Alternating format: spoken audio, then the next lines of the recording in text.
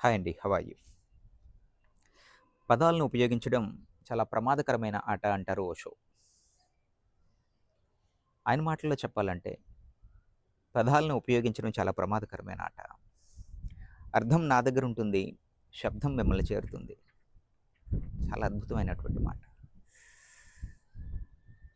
అర్థం చెప్పేవాళ్ళ దగ్గరుంటుంది, శబ్దం వినేవాళ్ళని చేరుతుంది కదా! సో, ఆ వినేవాళ్ళు, చెప్పిన వాళ్ళ యొక్క అర్థం చేరకపోవచ్చు. అక్కడో ప్రమాదం ఉంది. ఆ వినేవాళ్ళు తమ స్వంత అర్థాన్నిచ్చుకునేట అవకాశం ఉంది కదా! తన అభిప్రాయాలను అర్థంగా మార్చుకునేట అవకాశం గూడా ఉంటుంది. సో, ఎక్కువగా ఓషో చెప్పింది ఏమిటంటే, ఆయన ప్రార్థన కంటే ధ్యానానికి ప్రాముఖ్యత ఇస్తారు. దానికి చాలా అర్థాన్ని చెప్పారాయన. ప్రార్థన అనేది నీ మనసులోంచి వస్తుంది. ప్రార్థనలో నువ్వు అడగడం ఉంటుంది. నీ కోరిక ఉంటుంది.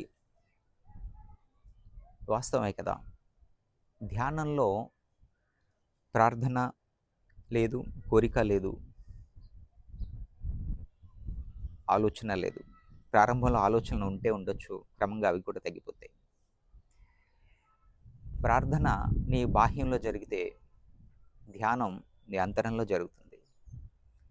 ఎలా చూసినా ప్రార్థన కంటే ధ్యానం చాలా ఉత్తమమైంది అంటారు ఓషో. చాలా వరకు ఓషో ఈ మాట ఎందుకు చెప్పారంటే, ఆయన మాటల్ని అర్థం చేసుకోవడం కంటే అపార్థం చేసుకోవడం ఎక్కువగా ఉంటుంది. ఎందుకంటే చాలా లోతైనటువంటి అర్థం ఉంటుంది అని చెప్పిన దాంట్లో. చాలా విషయాల్లో ఆయన అపార్థం చేసుకున్నారు ఓషోని. ఆయన అంటారు, పదాలనైతే అపార్థం చేసుకోవచ్చు. మౌనాన్ని అపార్థం చేసుకునే అవకాశం తక్కువ అంటారు. అసలు ఉండదు. మౌనం అర్థం కాకపోవచ్చు, అర్థం అవ్వచ్చు. కానీ అపార్థం చేసుకోవడం చాలా తక్కువ అంటారు. అందుకే ఎవరైనా సరే అవసరమైనంత వరకు మాత్రమే మాట్లాడాలి.